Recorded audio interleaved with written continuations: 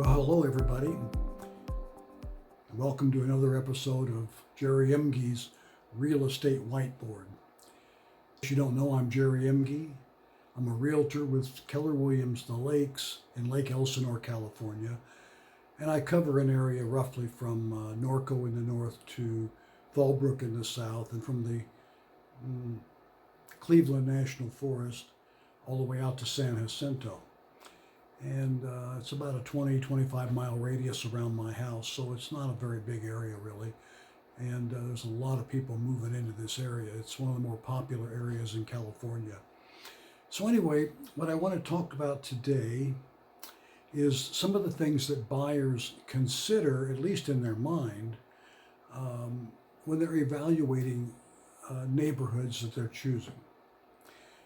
People just don't choose neighborhoods at random. In general, they usually have a purpose in mind, and that's what we want to talk about today. What are some of the more popular purposes for choosing a neighborhood? Well, there's two issues that aren't real popular, but they're almost always showing up on a survey list of reasons people would choose a neighborhood. There's a term called walkability.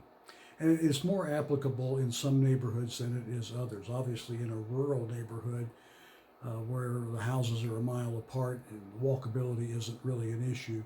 But in more clustered neighborhoods, walkability is an important issue. Maybe to walk to the store, to walk to school, to just go out for a walk in the neighborhood.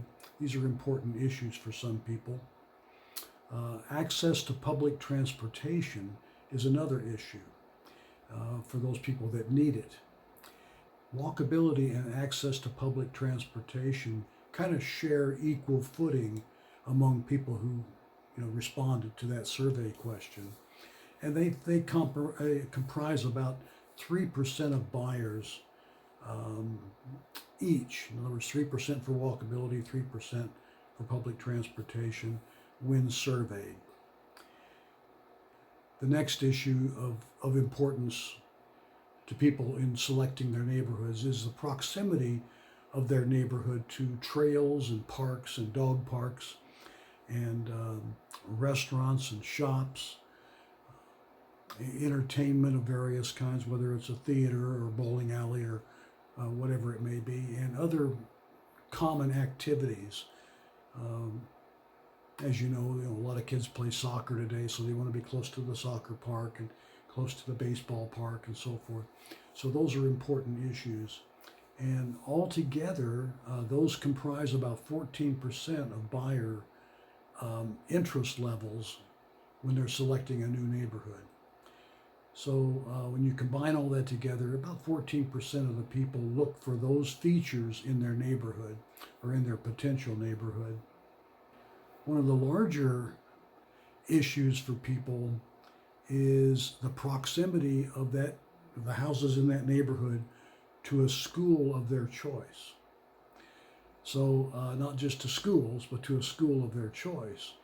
So they necessarily won't choose.